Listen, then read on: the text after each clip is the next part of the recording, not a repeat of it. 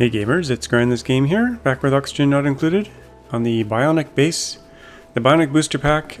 This is going to be a little bit of a different episode, a bit shorter than normal, because I just wanted to talk about what I built here, this Gunk boiler. Very similar to a petroleum boiler, not the best design.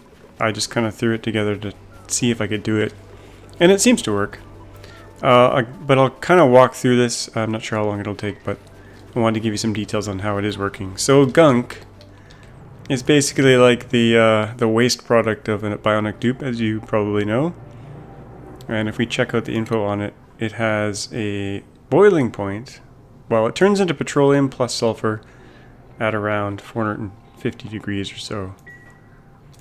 So what we're doing in here, we got this hot chamber, super hot chamber, super cold chamber, and a somewhat cold chamber. So what we're doing is we're dripping in Gunk. Here's the piping overlay. So Gunk is coming in. There's a liquid valve controlling it to about 1300 grams per second. This seems to be the capacity of this thing. If I put this much higher, petroleum starts to build up in here. So we drip it in here, and this aqua tuner is made out of thermium. So it overheats at 1000 degrees, so it allows us to put the temperature all the way up to around 600 or so. So what happens is the Gunk turns into petroleum at, like I said, whatever temperature it was, 4 or 5 something, 450, and then the petroleum turns into sour gas at, let's see here, petroleum into sour gas at 540 degrees. So that's why this has to be over 540. Right now it's at 536. Not quite hot enough yet, but once it starts doing its cooling through this cooling loop, it'll heat up and start cooling this area here. So we've got a cooling loop with radiant pipe made out of steel. Iron would work as well. Super coolant. And that's getting it nice and chilly in here. At the moment it is minus 140. So anyway, the sour gas gets pumped, very hot sour gas at 500 degrees or so, gets pumped over to here. Once it turns into sour gas, it stays a sour gas, unless it is chilled dramatically. And if we go look at sour gas properties, if we chill it down to minus 161, it turns into liquid methane. That actually looks like petroleum, but it's liquid methane, which is basically natural gas plus some solid sulfur. So it's being squirted in here, and it instantly, because it's cold enough, sour gas is being chilled, and it turns into solid methane, which you can see on the ground here. Little tiny driblets of solid methane, which is getting picked up by this conveyor thing. It didn't need to be, I didn't need 2 auto sweepers and 2 loaders. The chamber just happened to be big enough that worked out. The chamber could be smaller and you could have just 1 auto sweeper, I think, and still fit everything in. But it was an experimental build, so this loader is set to solid methane. So it picks up the little chunks of solid methane and it delivers them into this room over here, which should be warm-ish, pretty warm. I was warming it by just doing some kilns down here that was transferring heat into this room. Right now it's minus 25, so it actually is turning into, it's being gasified here. You can see this little nub here just boop, got picked up.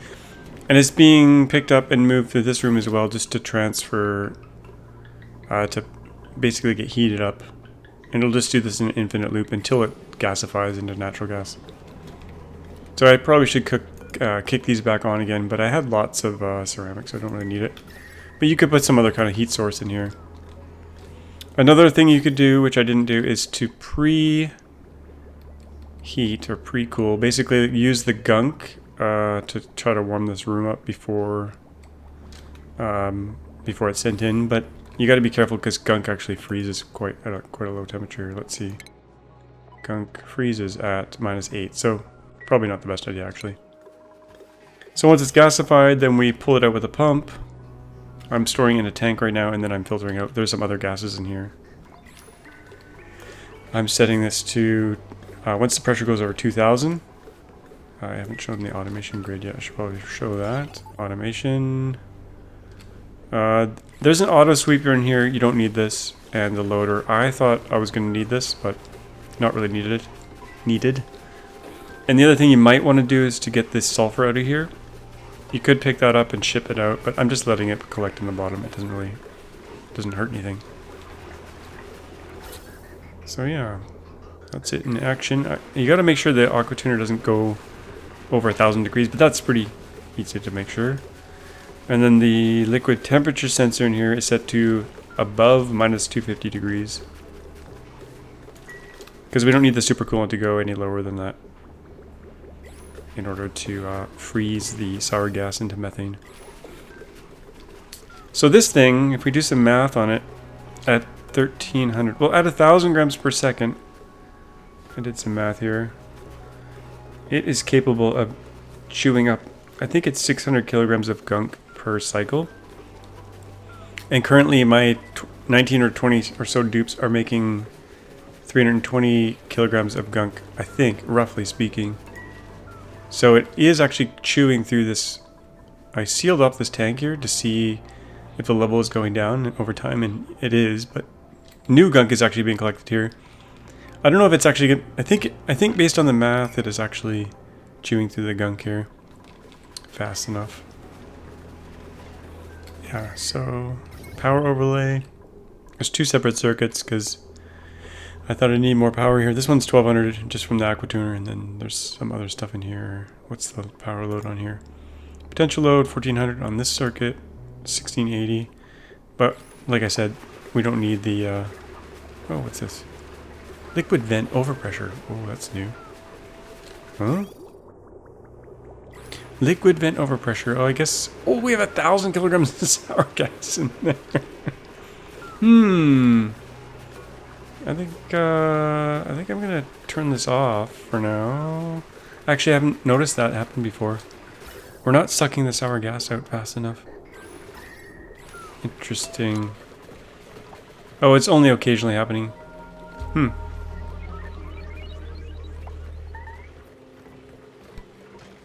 Well, I guess you have that problem. That's a lot of sour gas. A bigger chamber could help a little bit with that, but it is chewing through it. Now, I didn't really need this natural gas, so it's backing up here actually, and I'm just burning it off in these two turbines here, gas generators. I'm actually using it to cool first though, because it comes out of there pretty darn cold.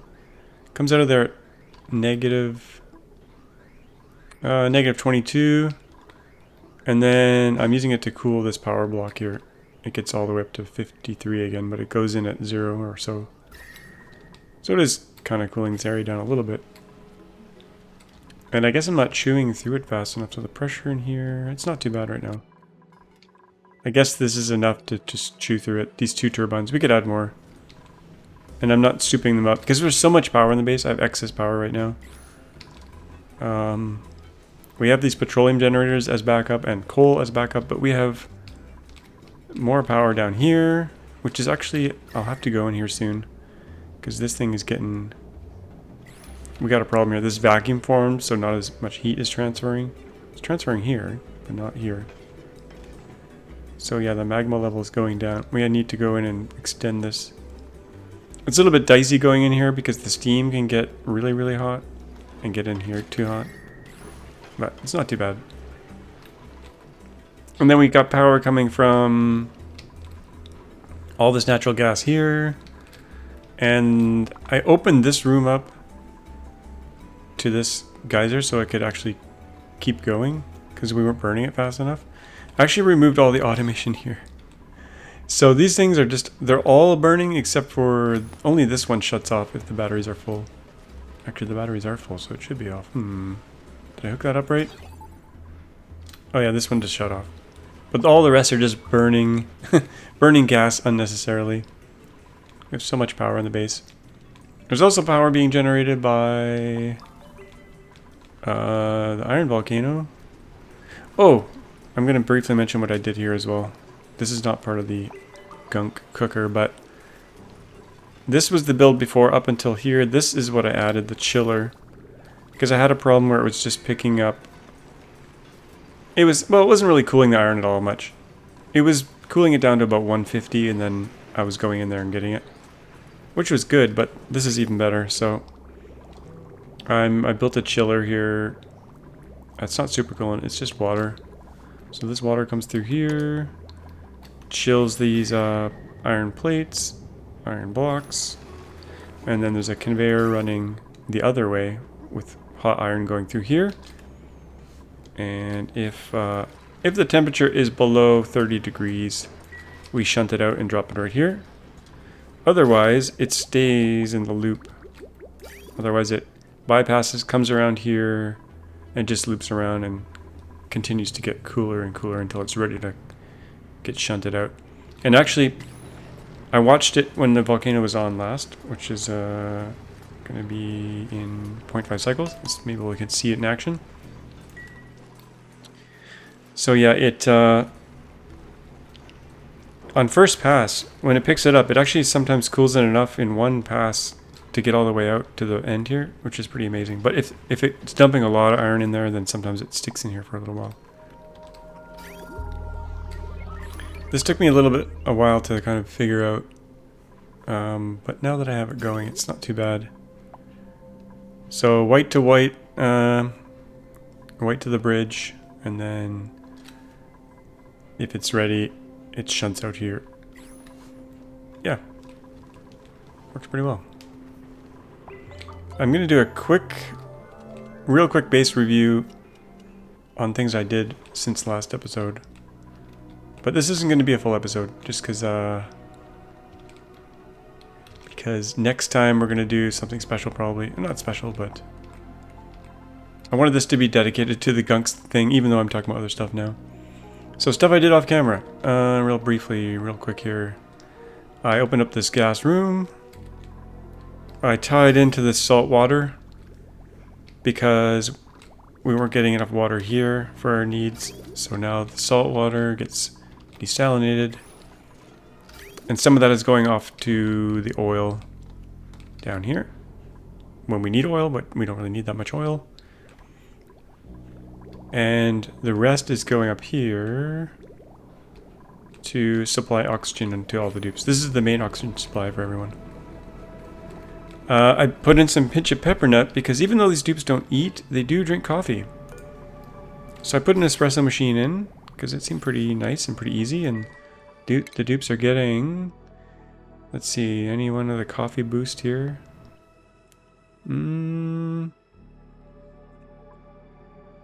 Well, they will next time they drink some coffee. They get a morale boost from drinking espresso. I'm not sure how long it lasts. I've never actually checked. But that's another little thing to give them some more morale. Here we're crushing slime into phyto oil. I think I added this since last time. So preferentially they're using these lube stations, I think, because they're closer. Eventually we'll run out of slime, but right now we have like so much slime, I'm just using it up. We got 52 tons of slime. So yeah, better than probably using oil. But oil works just fine too. It's the battery eating fest. What else did I do off camera? I did a big dig up here. This was an ice biome, pretty large one. And I just dug it all out and swept most of it. There's still some more sweeping to do. How many dupes are idle? None right now. I've got lots of sweep borers all over the place. I should probably clean this up. Do a little more mopping there. I don't think I'll strip mine the whole map. This is one of those giant asteroids that in the base game. So it would take a long time to dig through this. We could do it, but I'm not sure it's going to be necessary. I sealed up the rest of the top here. I did have the meteor blasters working for a while, and I was feeding them blast shot through a conveyor here. So this was open for a while, this section here, so that I could run the telescope. I actually had 2 telescopes in there. So I was able to scan all of the asteroids. So we got chlorine planet, volcanic planet, gas giants, Some pretty cool stuff here. Natural gas and hydrogen. Ceres, we got mercury and ice, and then we got metallic, glimmering, tungsten, and wolframite. That's pretty cool. Another metallic. Then the ice giant. This has some solid methane, which is pretty nice, and solid oxygen. We could use the solid oxygen for oxidizer. We could warm it up and turn it into liquid oxygen and use it as an oxidizer. Then we got a red dwarf. Some aluminum and liquid methane, gas giants, helium giant, living planet. Oh, another more solid oxygen. And a salty dwarf. This is pretty cool. Salt water I don't really need though. And the gilded asteroid. This one's really good. This has gold, a lot of fullerene, and a lot of pyrite, I guess. And then there's the temporal tear. This is to win the game. We go here. I got a mission out right now. To go to, where am I going here? To the organic mass to get some niobium and isoresin. Just small amounts, but better than nothing. And the range of this rocket is not much farther than here. I think it can only reach here. If I strip the rocket down a bit more, I think I could get out to 70k, maybe to get to here. But to get all the way up here, we need a hydrogen rocket. That's what I want to probably do next episode. There's a lot of prep work I need to do. I need to vacuum out a big chamber close to the rocket launching site here. Right close to here. To make liquid oxygen and liquid hydrogen. I think I'll do it somewhere around here. Because I want a really short pipe to the rocket to deliver the liquid oxygen and liquid hydrogen. Otherwise it warms up in the pipe and gets broken. So I think I might make a chamber right around here. Since this is already a vacuum, maybe I'll just dig this out. So I'll prep this area off camera. And I'll prep the actual chamber, and then we'll do the build next time. The oxygen, hydrogen build. And then hopefully by the end of the episode we'll be able to launch a hydrogen rocket. Maybe, we'll see. But I feel like I've done almost everything I want to do in this base. It's, like I said, we could strip mine the whole thing. I added lots of private bedrooms, so they're all very happy now. Morale is really, really good. It's definitely meeting the requirements most of the time. Some of them are not, but there's good decor to the base. They got private bedrooms. They've got they're spoiled. They got the jukebot. They got the arcade cabinet. Yeah, they're getting spoiled. A lot of you have been referring to these dupes as boops. Bionic dupes are boops. B-O-O-P-S. I like that. What else did I do off camera? Anything else? Some more water consolidation. Oh, I opened this up. There was a natural gas geyser I found over here. So it's just pushing the natural gas into this oil biome. And then I'm sending it off to the natural gas generators to be burnt off. I've had quite a few crashes due to this building here. I did have one of those robots in there. This remote station thing. I think this might have been causing it, the remote worker dock. This is the most useless kind of thing I've ever seen. The dock, you actually have to feed oil or lubricant, and it gives off gunk. It's kind of useless. It's one of those things that I'll probably never use. I tried it out. It just seemed, it was right here, and then the gunk was going after these tanks. Anyway. Maybe if you're using only dupes and not bionic dupes, that would be good. How's this thing going? 1,000 kilograms. That's a lot of sour gas. Anyway, I didn't want this video to go too long. I think I covered everything I wanted to cover, which was mainly this thing in all its glory. Hot and cold. So hope you guys enjoyed that one. If you did, hit that thumbs up. Don't forget to tune in to next episode where we're going to do hydrogen, liquid hydrogen and liquid helium, or liquid oxygen for the hydrogen rocket. And that might be the end of the series. I'm not sure, unless we find some new projects to do. Open to suggestions. This effectively is a petroleum boiler, a really inefficient, ugly looking one. So instead of throwing gunk in here, we could be throwing petroleum in here to make loads of natural gas, but not really necessary. Anyway, we'll see you in the next one. Bye-bye.